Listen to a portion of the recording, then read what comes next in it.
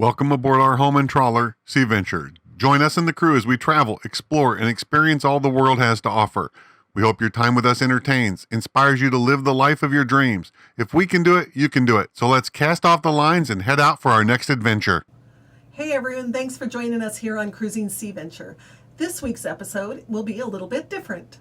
A few weeks ago, we had a chance and got invited to be on a live webinar hosted by the Waggoner Cruising Guide and the Northwest Marine Trade Association. While I was a little nervous about doing it, actually it was a lot of fun. It was actually just a whole lot of fun. Great folks to chat with, and you know, you're doing it all on Zoom, so you can kind of forget that there might be 2 or 3 more people listening in on the side. So exactly. that made it really a whole lot easier. Casual conversation time.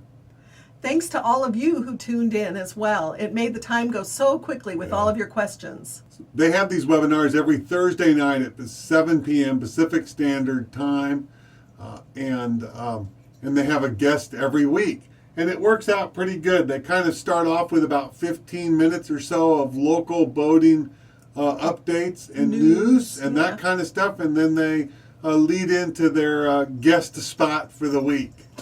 It makes it pretty timely too, because everybody is thinking about summer cruising, and particularly is Canada going to open, and how do they get to Alaska if Canada doesn't? So that's been a hot topic. I think the number one topic at the moment, and will be, I think, for the next few months at least. But it's a great place to get current information on that.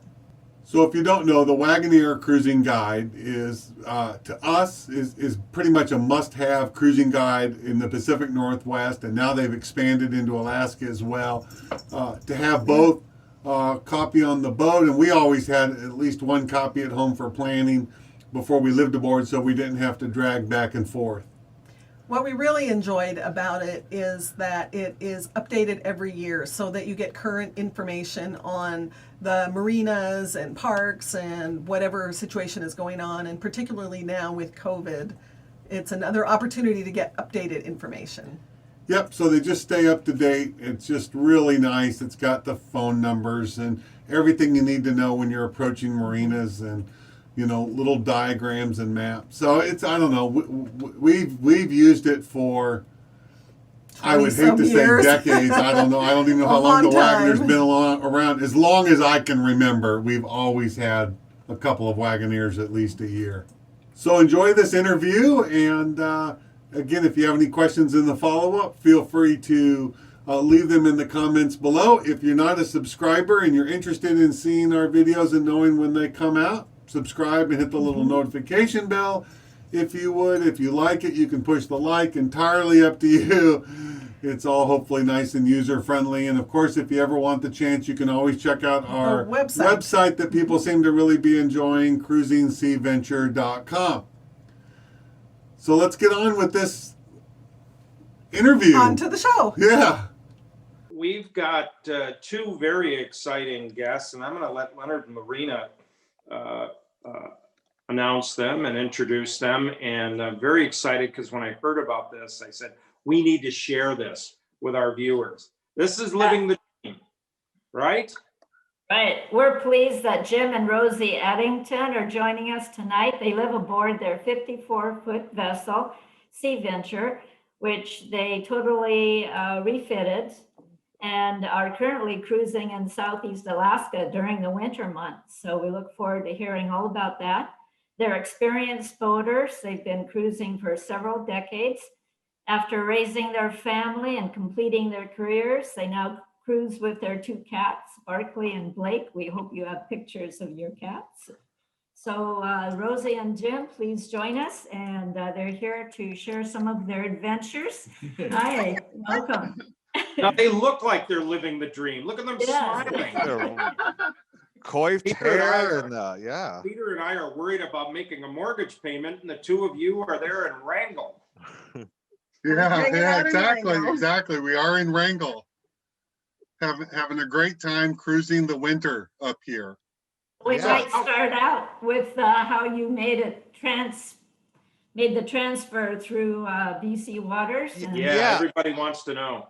I want to know how Seattle Boat Show Live helped you get through the Canadian border and everything. That's It what I want. did. It did. In Oh. fact, we came up the first week of July, actually left the U.S. waters on July 1st, Canada Day.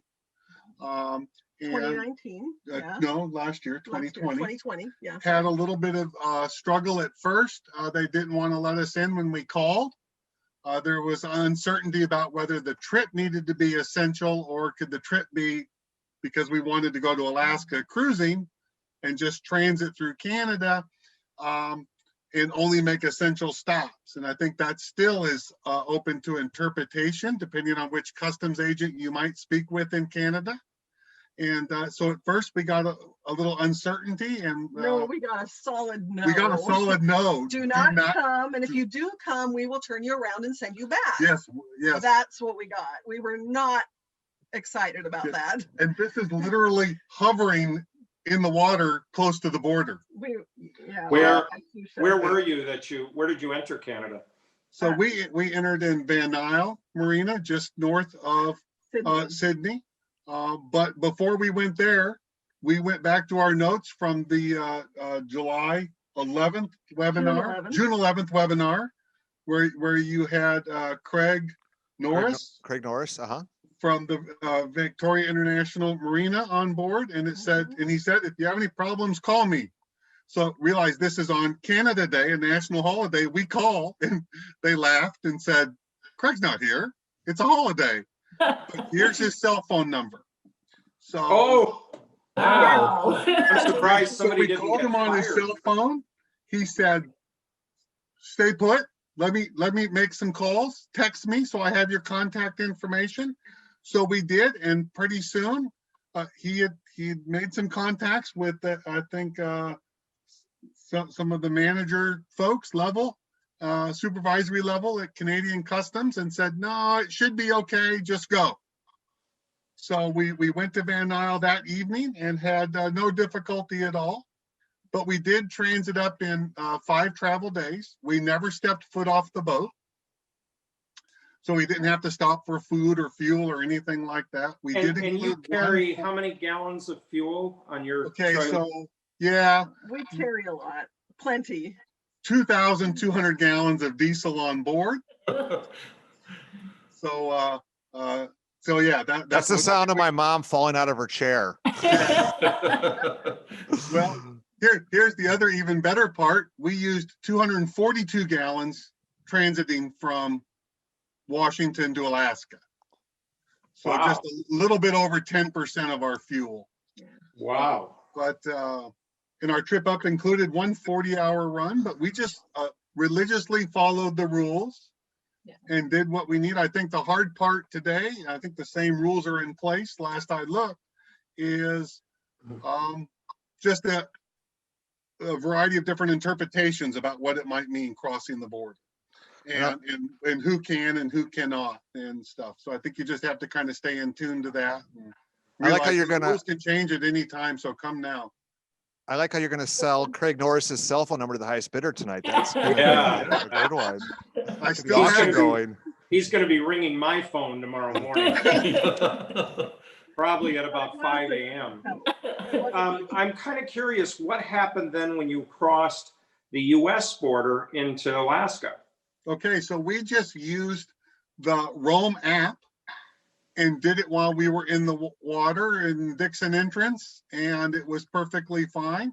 After years of having to go to Ketchikan, when we might not want that to be our first stop, it no longer has to be your first stop because you clear customs by the app now on the phone.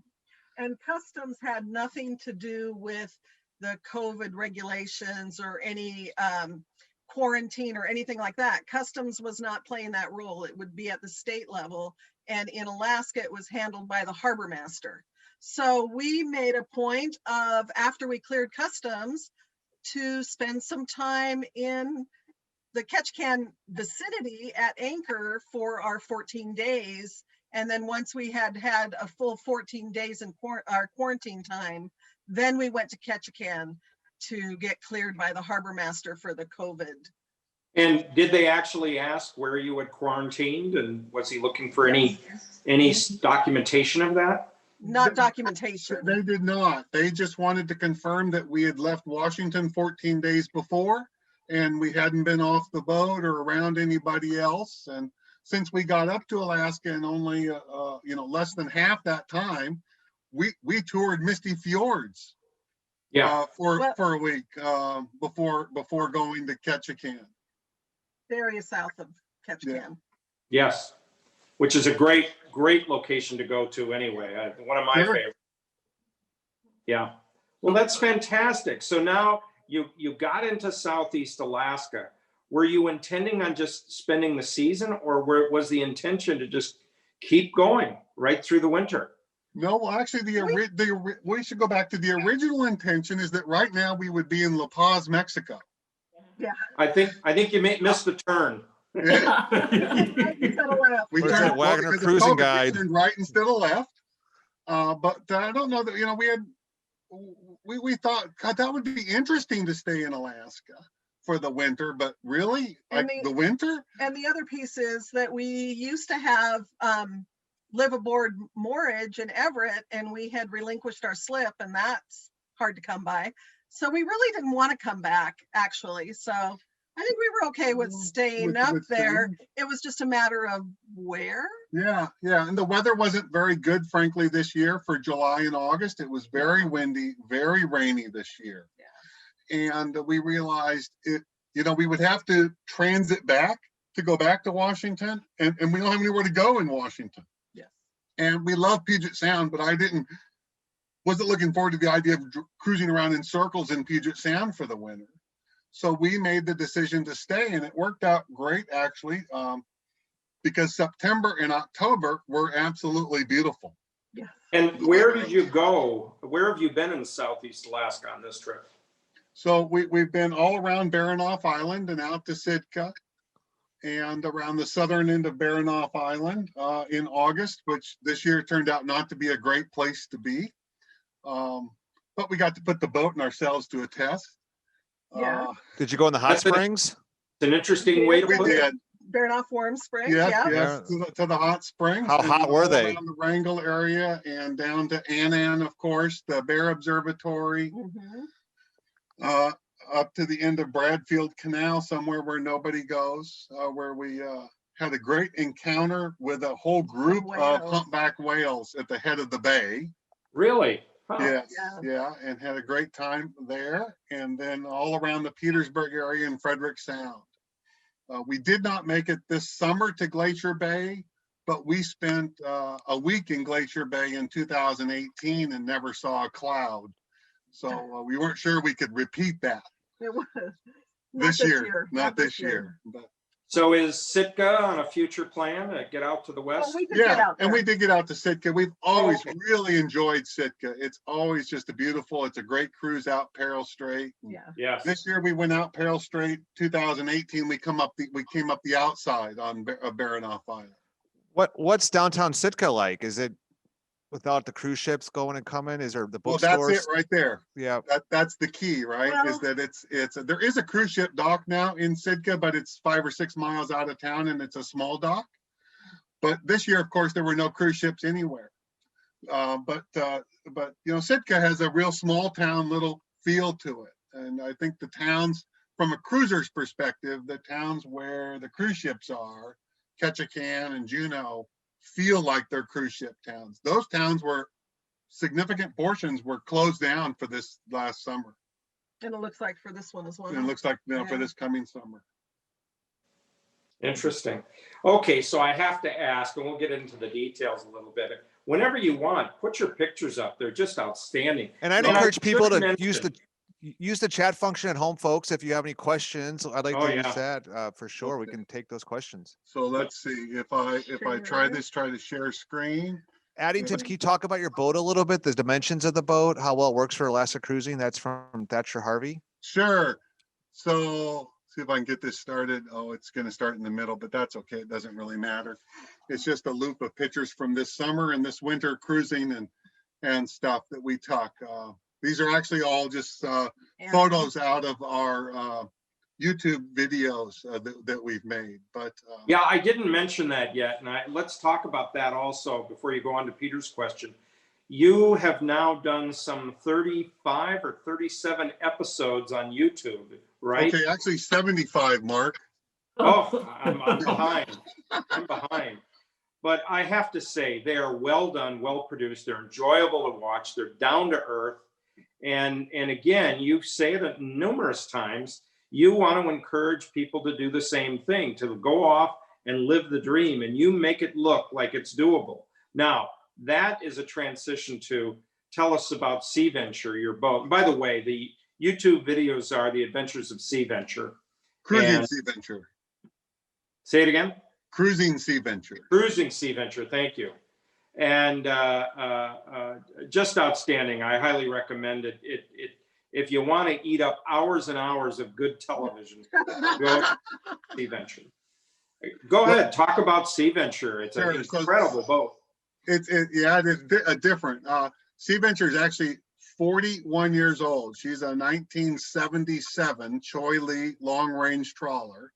So designed and built for ocean travel, really in a time where that was still a question of whether you could build or do such a thing, whether you could reasonably cross oceans in a power boat.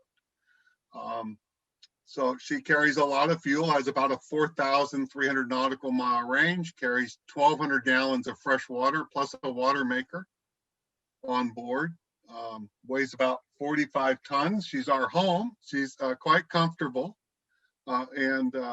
Since we bought her, we've made some extensive changes. We added the complete aluminum superstructure and paravane structure, did a major electrical upgrade this year, added a new swim platform to make that really nice back there, redid a new galley, so lots of interior stuff. It's kind of like a home, you know, there's all the little, everybody has something that they want to change or adjust or do. And so we've certainly tweaked her to make her more comfortable for us and more, just make her work for us. So. Yeah. And you point out that some places your fiberglass is 5 inches thick. That is correct. Yes. The front third of the boat. Wow. It's about 5 inches thick and tapers back to about 1.5 inches thick on the sides toward the stern. Jim, I noticed on your website your website it says that you did the cabinet work in the galley area. I did. I started with a pile of raw teak lumber and made the cabinets that are in the galley. So, well, from the pictures they look gorgeous. Very well done. Did a beautiful job. Well, thank you. I go painfully slow, but Well, it's worth it. And I'll point out that in addition to your water maker, Roxy, you should be pointing out with pride that you have a washer and dryer on board, a real one. And I think we do have a full size. Yeah, we do have a full size washer dryer. One of the rules when before I could convince Rosie to live aboard, she said, you know, camping's not a lifestyle choice I'm making. So there's going to be a list of rules. And one of them was, I'm not going to a laundromat at this point in my life. So good rule. Good rule. I'm thinking it's still solid. So Yeah. that and a walk around bed, those were the key ones, you know. Wasn't They're on gonna the wish climb list over anybody. So for my expo. yeah. And Jim, there was a question in the chat about cell phone coverage in Southeast Alaska. yeah, there isn't any. So there's you get cell coverage in the areas right where the towns are, and maybe 4 or 5 miles out of town. And if you have a cell phone booster, maybe a little bit further. But for the most part, there's very limited cell phone coverage in Southeast Alaska. You know, there's not going to be cell phone towers out in the middle of nowhere. You're not going to spend the summer cruising and talking on the phone. And if I may mention just briefly, I think communications is one of the things about cruising Southeast Alaska that's different. And it's not only the less cell phone coverage, it's that, you know, you have these pockets where channel 16 doesn't raise anybody. And the Coast Guard's been up here struggling a little bit this year with the repeater towers not even working. So they've got a little broader areas where they can't reach and stuff. But We have. This is a request to you. If you could update us a little bit on that, we've put that in our Waggoner Guide updates table as one of the things that people should watch out for. Because we did get word of this, that a number of the repeater towers are out right now. Yes. Yes. They actually are recommending up here you carry another form of communication, like an Iridium Go or a Garmin InReach or something. Right. We have both on board, an Iridium Go and Garmin InReach that we use. I was that was one of my questions too. What do you, we use InReach quite a bit. We have not used Iridium Go. Since you've used both of them, do you recommend one over the other, or do both, or one or the other? Well, they're different, right? So I tell you what we do with each of them, right? The Sure, Iridium yeah. Go, we occasionally use it as a satellite phone, but not that often. But it links with Predict Wind really well, and we utilize Predict Wind for our weather forecasting, and so it downloads seamlessly Predict Wind to our computer. The Garmin InReach we use for texting with our kids all the time, And tracking. and yeah, if we get to plug our website, cruisingseaventure.com, in the upper right corner it says click here to see where Sea Venture is and the weather right now live, and that's using our InReach with Predict Wind to provide that information. Interesting. So what have been some of your, call it surprising experiences, whether that be wildlife or fishing or eating? What are some of the experiences you've had that just blew you away? We've had a remarkable wildlife year this year, as far as just the variety of wildlife that we've seen. Part of it, I think, might be the lack of cruising boats in Alaska this year. There, it used to be that you'd go into an anchorage and there were 4 or 5 or 6 boats in a larger anchorage. And, we've gone to a lot of the popular anchorages and we've been by ourselves. And it was really unusual to come across another cruising boat. So that was part of it. And I think that might have been what brought out some more of the wildlife too. We saw our first bear swimming by the boat. So that was kind of cool. Well, while we were anchored, we looked out the window and there's a grizzly 10 feet away swimming by. Brown bear. Brown bear, coastal brown bear. Yeah, they like those new swim platforms like you put out. We didn't have that problem, fortunately. And I think compared to other years, we saw more humpback whales this year. They were just everywhere. And I think we went through a period where they were bubble feeding almost every day, seeing humpback whales. Wow. Is that one shot of you anchored out at Pybus Bay by chance?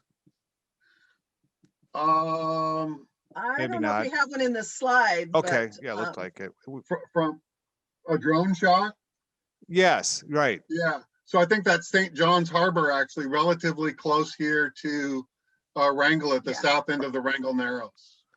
And Where we're a little bit too close to the shallows. Yeah. But we didn't realize it till we're looking in the drone video as with the drone up in the air going, oh. Questions are coming fast and furious in the chat, which we love. I'm going to ask a few of them from Sure. Alex. My fear was anchoring, especially in deep water. Have you had any problems dragging anchor? We have not had any trouble dragging anchor. And quite frankly, this year, particularly August, September, have been a lot of windstorms. And even with that, we have, with some deeper anchorages, 80 and 100 feet, we have not had any dragging issues. Okay. Mark Onetto would like to know, any special problems related to the snow on the boat, weight, radar, covered with snow, others? Couple things. Let's talk about weather in just a minute. Yeah, we got a plastic shovel because it's what all the commercial fishermen have on their boat to shovel snow. So when it's gotten 5 or 6 inches deep, we've shoveled. We do have in our Benemy top a sewn 600 watts of solar panels sewn into our Benemy top. And so we covered those with a tarp just so we could get up there and, brush it off without potentially doing any damage to the solar panels. But otherwise, that's been about it. Okay. On the other hand, it's hardly snowed this year. It Yeah. has been a remarkably mild winter, and we've only had a couple of accumulations of snow so far. Yeah. Another question, the- did you have to quarantine when switching from one port to another port in Southeast Alaska? No, No. Okay. no. Once we at first in the summer, once we left Ketchikan, they said, well, where are you coming from? And we said Ketchikan, and they said, okay, fine. Ha, But so it seemed like once we were here, that was fine. But who knows whether any of that's going to change or not? But no, that was not an Not an issue. We issue. did this summer though specifically avoid going to the smaller native villages because I That's think the next they- question. Yep. Any restrictions to access Native American communities such as Huna because of COVID? We did not go to Huna this year specifically because of that, though we did in 2018 go there. We And didn't, and we also did not go to like Cake and some of the others. We do know of boaters who needed water, and so they did go into those communities and did not have any trouble. any trouble. You know, we were trying to balance the, am I allowed to go and am I invited? You know, am I welcomed? Yeah. And if we felt like if they were going to be uncomfortable, we don't want to be in the position of making someone else uncomfortable. So we bypassed that and then just stuck with where really, if you think of where the Alaskan ferries go, we thought that would be good. So. Okay. Kim Wickens, does one of your YouTube videos show the galley cabinet rebuild? I built all the cabinets for my wife's kitchen, so I must see. No. No. That's proprietary. One of them does have a little tour. So. Yeah, we didn't make a video. So we do the cruising videos, and then we do what we call tech talk videos, which are just kind of technical in nature, because if I go off on a tangent talking about something technical on a cruising video, Rosie cuts me off and tells me that has to be in a separate video so she doesn't have to see it. Now. But Yeah. we did not do a tech talk video on the cabinet rebuild. It was over a course of years. No, 2 2 years. or 3 years. Yeah. And so it just didn't quite come together that way. So. Okay. I Jim? will comment though, you do a beautiful job of your videos showing the engine room and many of the other modifications you made on Sea Venture. And for those interested, I recommend looking on YouTube and looking them up. And I think they're about 20 minutes to a half hour in length, and they're very, very informative. We have had a lot of fun with the YouTube videos. We really first started them so that Rosie's dad could see and our friends and relatives what in the world it is we do when we disappear for 3 and 4 months at a time on the boat. And then it just kind of grew from there. And now today, to me, it's like our way of giving back. You know, when we first started in 1993 was when we got our first boat that was in a marina, a 30-foot Carver, and we didn't know anything. And so many boaters helped us out along the way, whether it be for 1 minute or 5 minutes or an hour, or gave us ideas. Yeah. I mean, I think we bought that boat, and the first thing we did was took off and headed up the west coast of Vancouver Island, because we didn't know that might not be a great idea in a 30-foot. So we just went. But and so, you know, I've always liked sharing and giving back, thinking back to those days. And this is a way to like give back at a broader scale than just someone you meet on the dock. So it's been really Nice. And it helps us meet a lot of great people. Yeah, So that's yeah. been really fun too. Like when you're walking around, do people recognize you? Sometimes, they yeah. do sometimes. Like Yeah. sign We're it. gonna- Will you please sign my autograph book? Well, I don't know if they recognize us. What they recognize is Sea Venture. Yeah. Is the boat, right? It's pretty distinctive looking now with its aluminum superstructure. Yeah.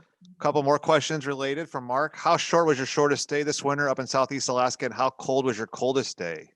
Yeah, so the shortest day, I'll do that one and you do the coldest. Okay. It's like the newlywed game. Yeah, there you go.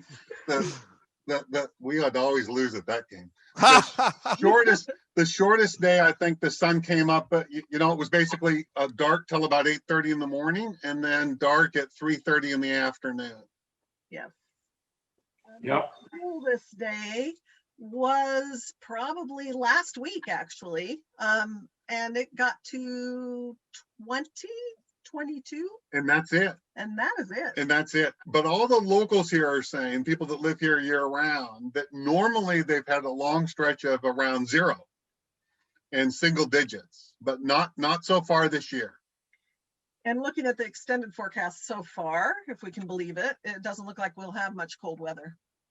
So it's been pretty remarkably mild, but it has been also super, super stormy as far as windstorms coming through. You know, there was the big press about the lowest, the millibar low, record low on the 31st of December, I think it was. Yeah. And all of that ties into creating multiple windstorms that came in even this far back in the Wrangell area in Southeast Alaska. So we've had our fair share of 30 and 40 knot winds in the marina. In the marina, we've hit 40 knots of wind. Yeah.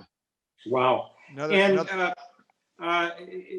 you've been up there. Have you gotten to know some of the communities and people in the communities and attended any community events? Well, there's not many community events because of COVID. Okay.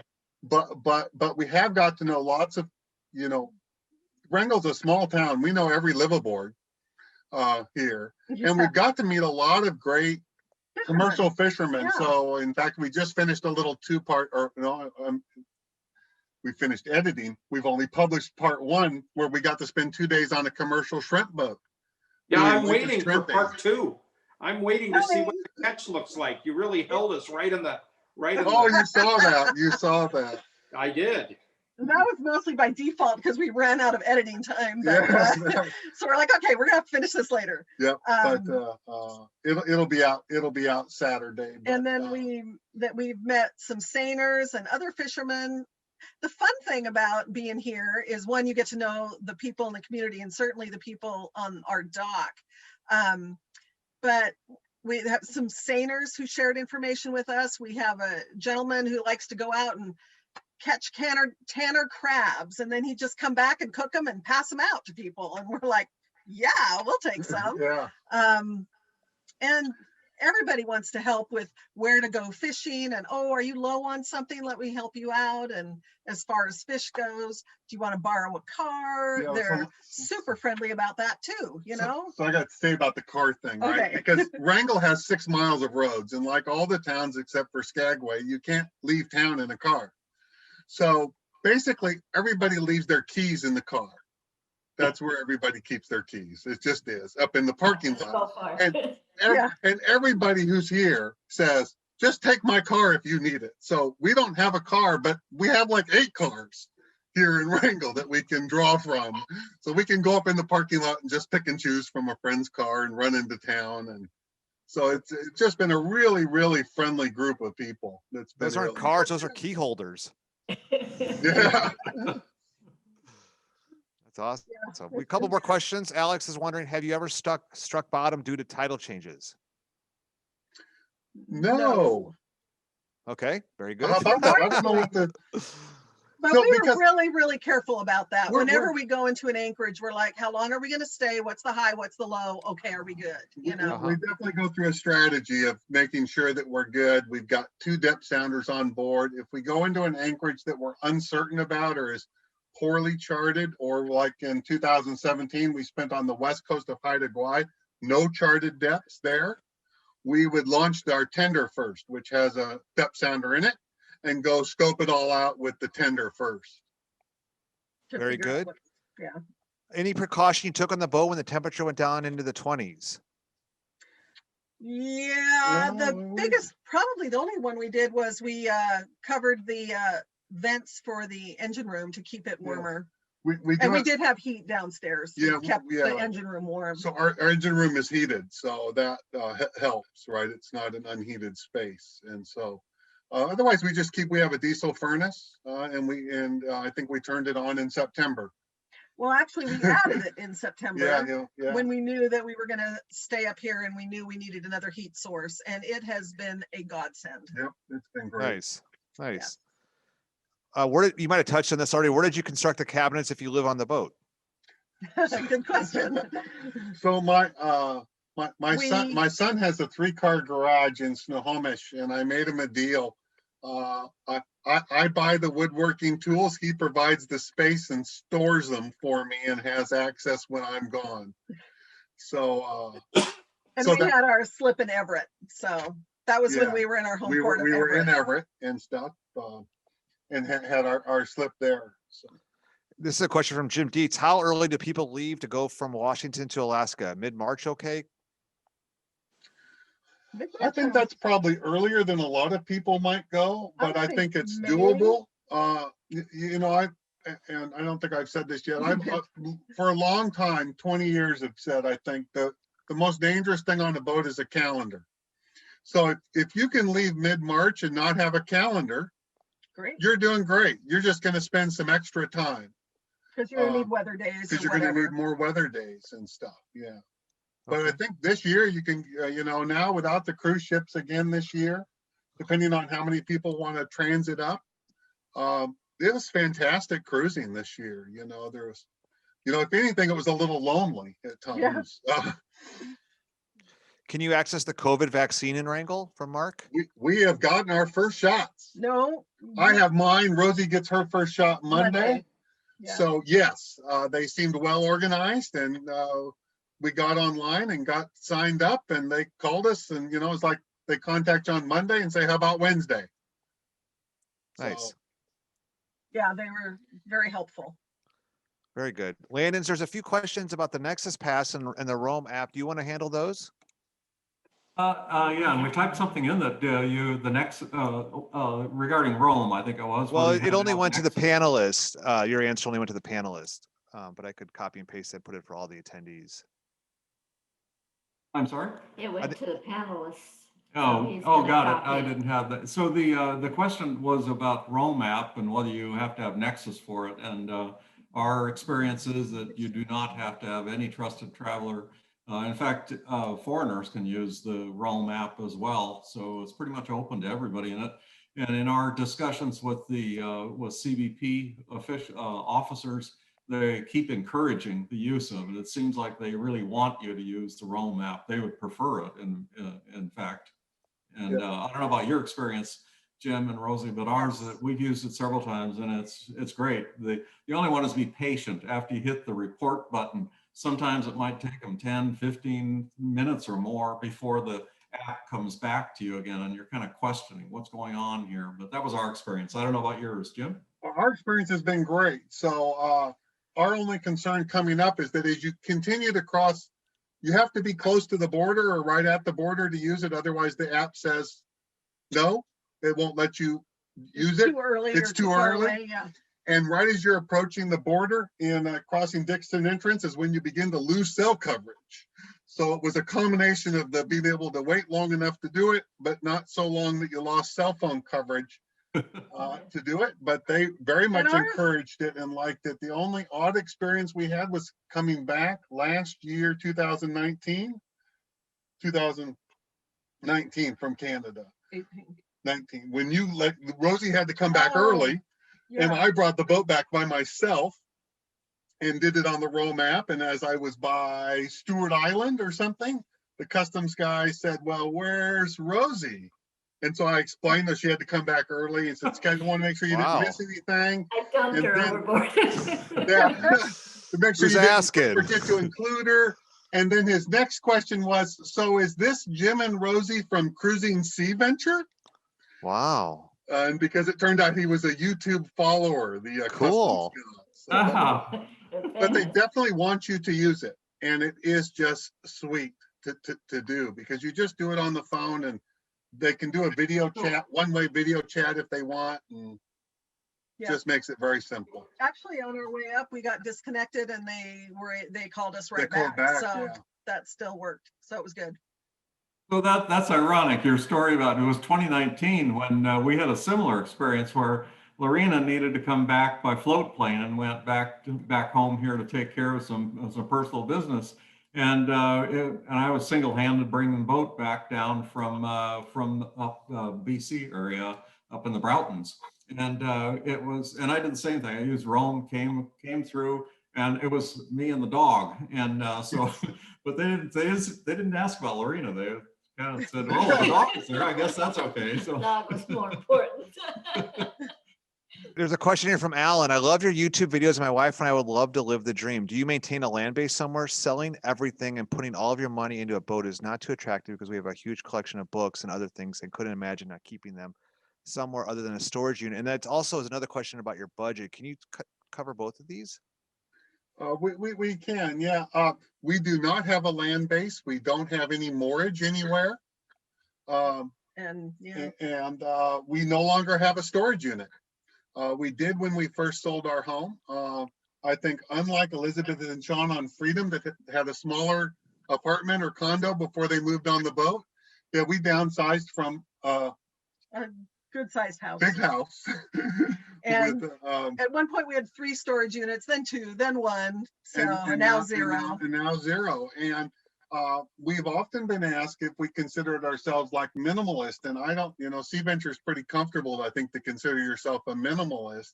But by default, you don't own that much stuff. And that's been surprisingly liberating, even though that was never the intent. I think like Mark mentioned, we don't own a lawnmower, a car, or, any of that stuff. It takes 4 minutes to vacuum the entire house.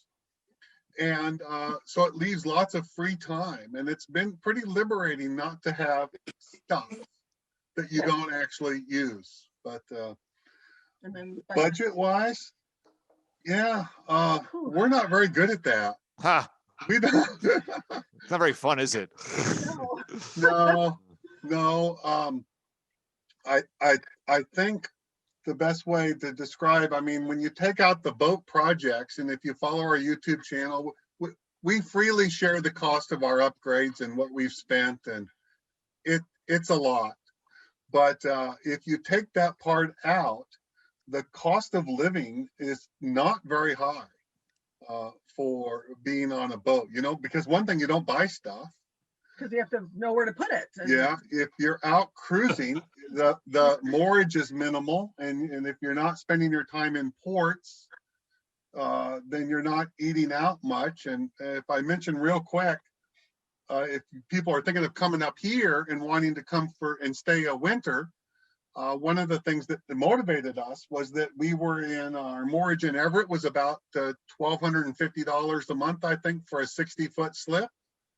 Here in Wrangell is $1,950 for a year.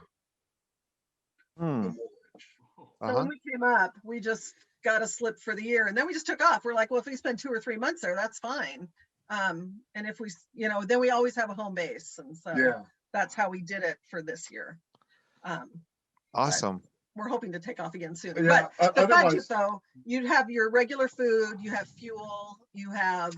But even fuel's not that much. Well, really. for some boats it might be more. And then I don't know if there's, boat payment if you have one, the insurance, of course, and then for us, the other issue was health insurance. Is really health insurance is really our only huge expense. But because we retired in our mid-50s, we're a ways away from Medicare, and so.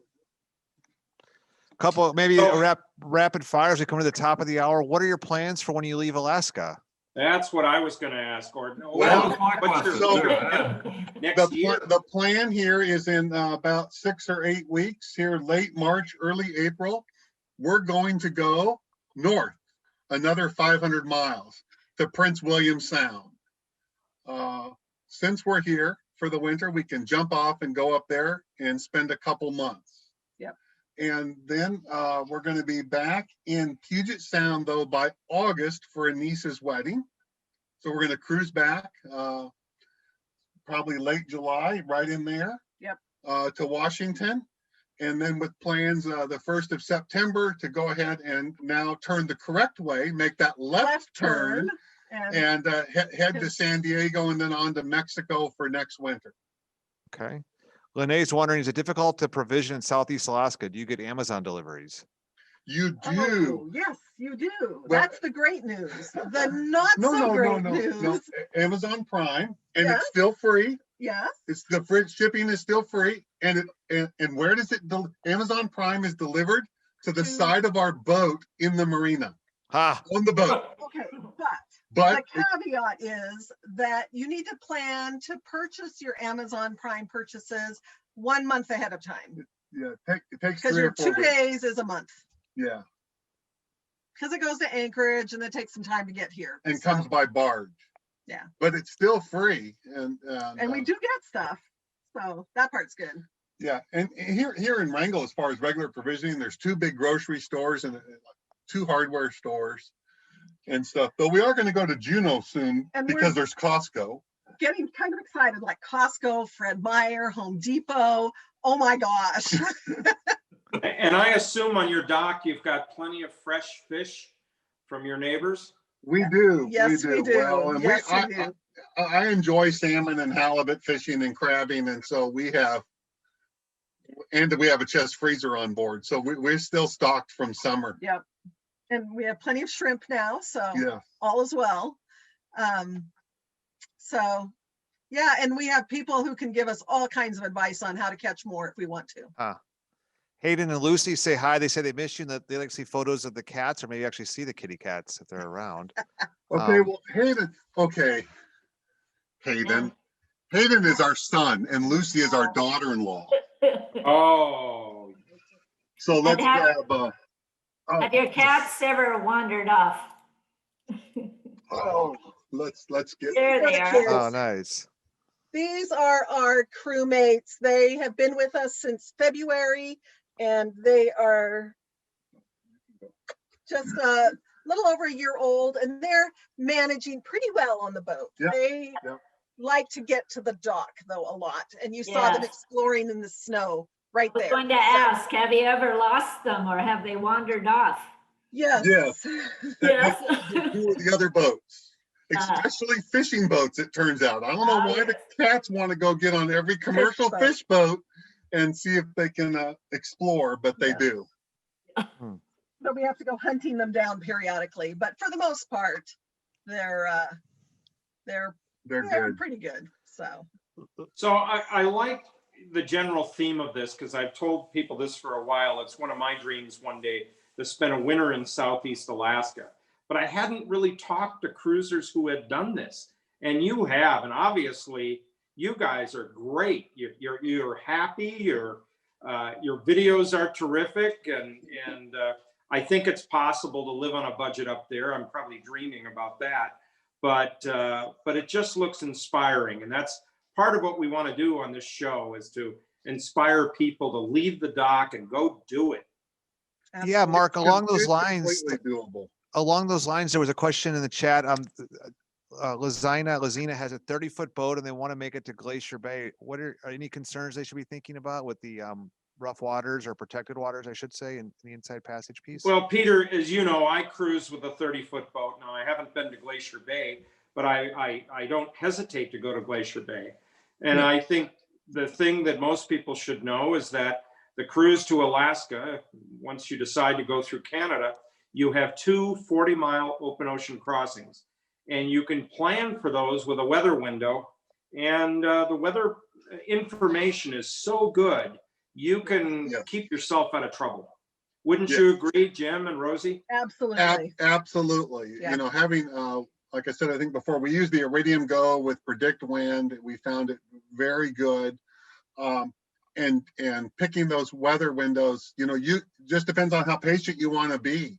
And, you know, you can do all this and never see rougher water than you see in these pictures the entire way. It's completely doable. You just have to have a little bit of patience, or, you know, if you want to go in a 2-foot chop, you can, or, you know, maybe we're a little nuts sometimes because I actually enjoy the little rougher water. And so I like to test the paravanes out. And so we can go on the outside of Baranof Island and go find some 10 and 12 and 14-foot seas and just have a great time. The cats don't like it is the problem right now, but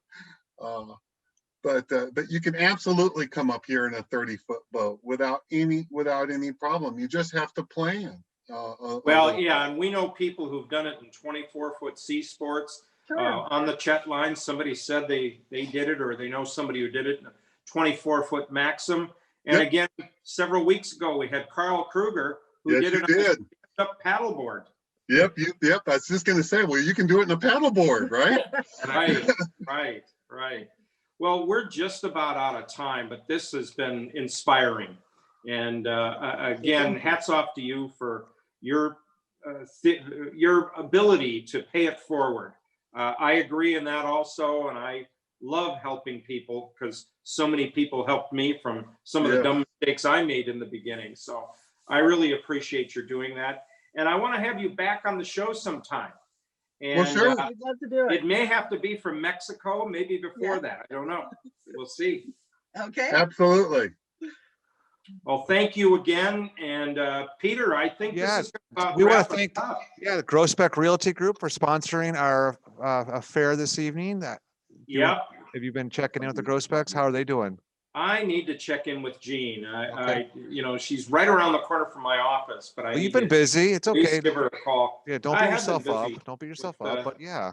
Seattle Well, I wanted Boat to say hi to Diane Lander. She did some shopping at the Seattle Boat Show. Thanks for that sweet message, Diane. And thanks for being a part of the live stream, which you can see on seattleboatshow.com's homepage until at least Sunday. And Diane and I talk about how to stay organized on your boat, how to travel with your boat, and also all the different clubs and associations that she's involved with, as are a lot of you all. So thanks so much for tuning in. I would mention this is, Peter? yeah. Can I mention one more quick thing Nope, that just I kidding. failed to mention in there? One of the critical things that you need on your boat for cruising to Alaska Oh. is a Wagoneer. Oh, there it is. I know. I not only meant to mention that, I wanted to mention that for many, many years before we lived aboard. Hold that thought. Go ahead, Jim. He's getting it. For many, many years before we lived aboard, we actually bought 2 Wagoneers every year.